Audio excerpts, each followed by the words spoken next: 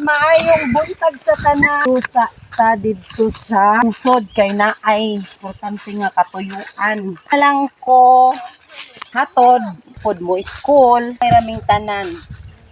Ang dalan palugwa sa amua. Nauna man akong bana sila ko og kuan sabay mi. Naanapod sa ikaduhang hugno ni na ato karon.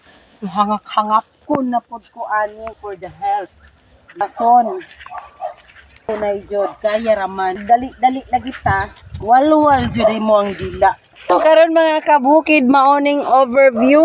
Kuran maunang dalan paingon didto sa amua. Kadayaw ang sud sa hinatuan ng iyang kan. So kung makaayo ang kanang pag-asa.